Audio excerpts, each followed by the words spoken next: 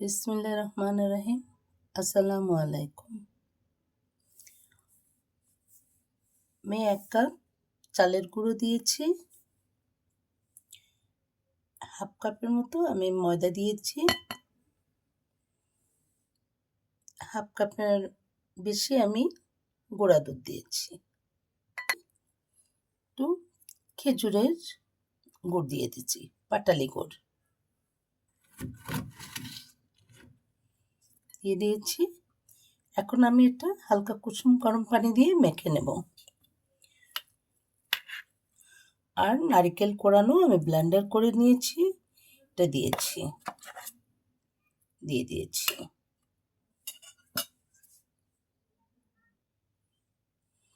স্বাদ মতো লবণ দিয়ে দিয়েছি। এখন আমি এটা মেখে নিচ্ছি,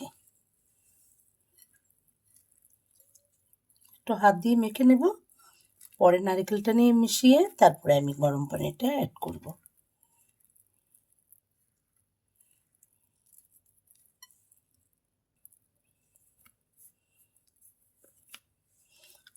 অল্প অল্প করে পানি নিয়ে আমি মেখে নিচ্ছি।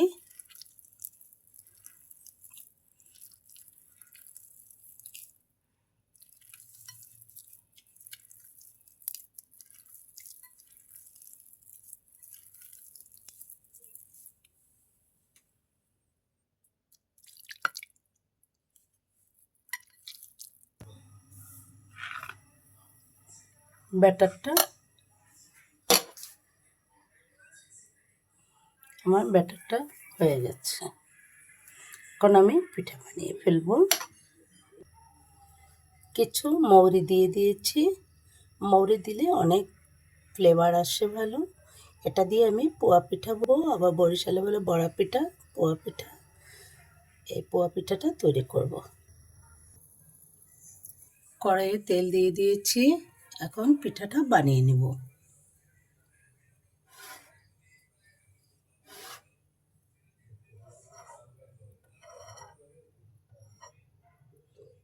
বিসমিল্লাহির রহমানির রহিম।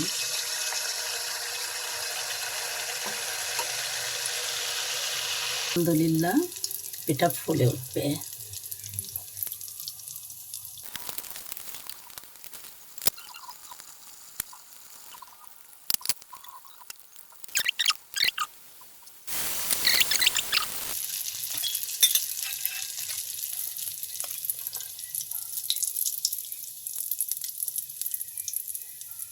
সুন্দর করে মেখে নিলে এটাকে বেকিং সোডা বা বেকিং পাউডার কিচ্ছু দিতে হয় না।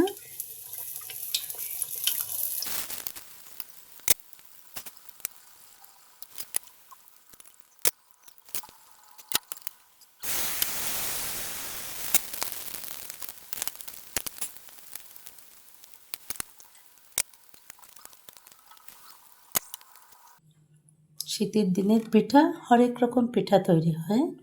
শীতের দিন মানে পিঠা খাওয়ার ধুম। তাই আমি এক এক করে এক এক রকম পিঠা বানিয়ে দিচ্ছি। কেমন হয়েছে জানি না, আপনারাই বিচারক, আপনারাই বিচার করবেন, দেখবেন ভালো লাগা মন্দ লাগা। আর আমি 1 কাপ আটা নিয়েছি, আর স্বাদ মতো লবণ দিচ্ছি। এটাকে আমি কুসুম গরম পানি দিয়ে আস্তে আস্তে মেখে নেব।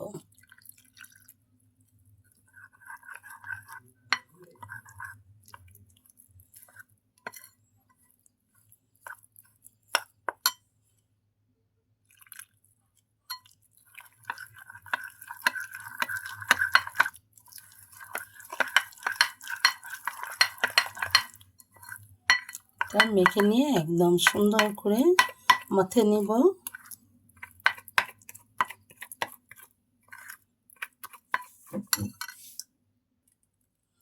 আরও হাফ কাপ চালের গুঁড়া নিয়ে নিলাম।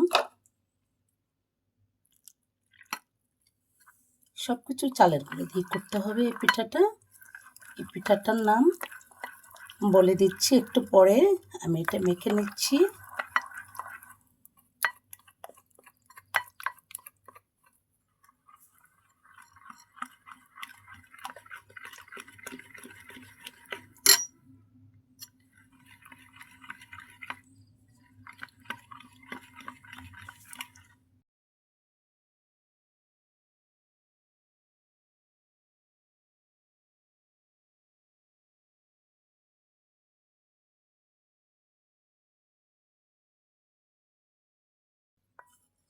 এখন এখন ব্যাটারটা রেডি হয়েছে।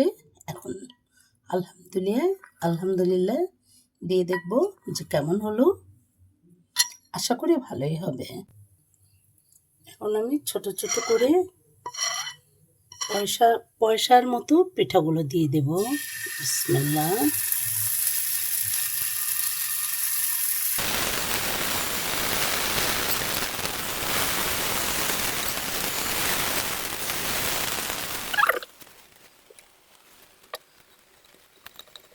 পিঠাগুলো বানিয়ে নিচ্ছি এক এক করে।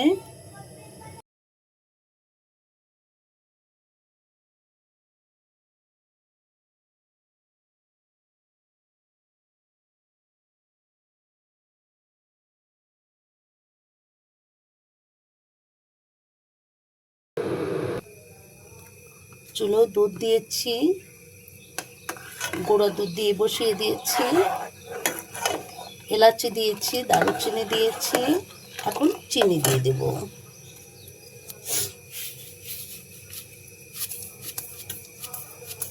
অল্প চিনি দিয়ে দেব, কারণ আমরা চিনি বেশি খাই। আপনারা যে যেভাবে চিনি বেশি কম খাবেন, আপনারা ব্যালেন্স করে নিয়ে খাবেন।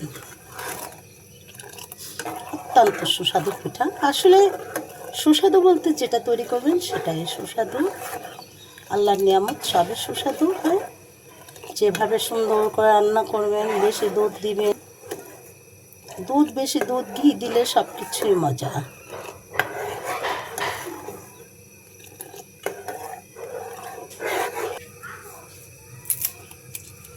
আমি সবসময় তেজপাতা ধুয়ে শুকিয়ে রাখি, তারপরও ধুয়ে দিয়েছি।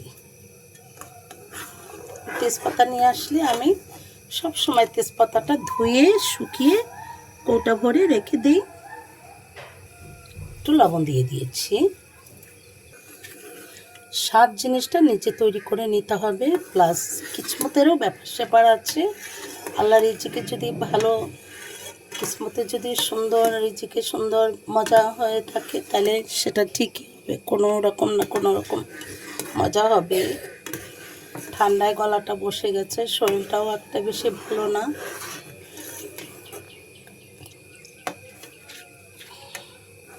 সর্দি কাশি, হঠাৎ করে সিজন পরিবর্তন, যার কারণে আসলে এটা।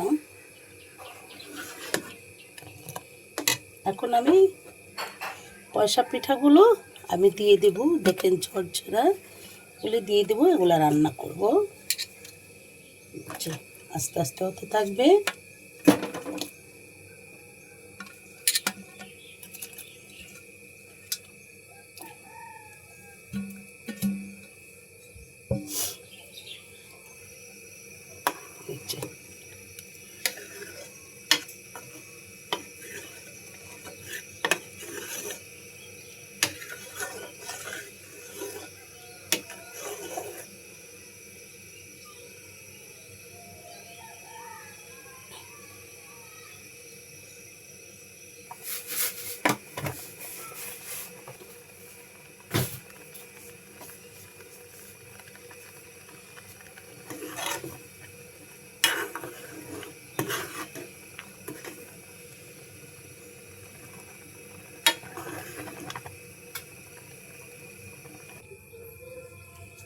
একটু গুড় দিয়ে দিলে অনেক টেস্ট বেড়ে যাবে, তাই একটু গুড় দিয়ে দিলাম।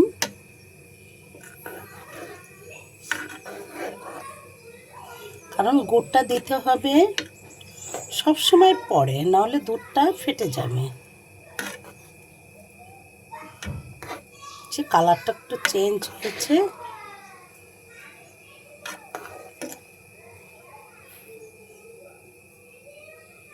চমৎকার ফ্লেভার আসছে। একটু ঢেকে দিচ্ছি, একটুখানি ফুটিয়ে নিচ্ছি। আবার একটু ঘি দিয়ে দিব।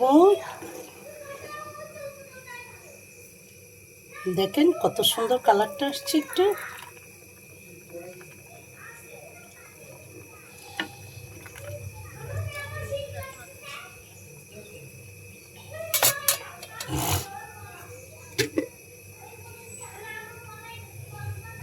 ঘি ঘি দিয়ে দিচ্ছি।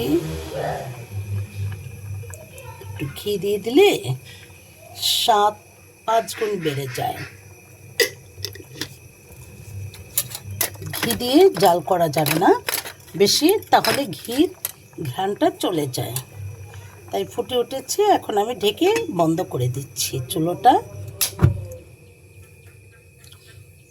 আপনারা এভাবে রান্না ইনশাল্লাহ আমার মতো একটু করে খাবেন, দেখবেন আপনাদেরটাও ভালো লাগবে, আমারটাও একটু ভালো লাগবে। এই যে ভালো লাগলে লাইক কমেন্ট শেয়ার করবেন। ভালো থাকবেন, সুস্থ থাকবেন, আমার জন্য দোয়া করবেন। আপনাদের জন্য আমি সবার জন্য দোয়া করি। আমাকে কেউ সাবস্ক্রাইব, লাইক, কমেন্ট, শেয়ার না করলেও আমি দোয়া করব, করলেও দোয়া করব। আমি সব সময় মুমিন বান্দাদের জন্য, আমি সব বান্দাবান্দির জন্য আমি দোয়া করি। আমরা হচ্ছি দুনিয়ার সবার জন্য দোয়া করার জন্য। এটাই তো আমাদের দরকার, আর এটাই আমাদের উচিত। ভালো থাকবেন। আসসালামু আলাইকুম।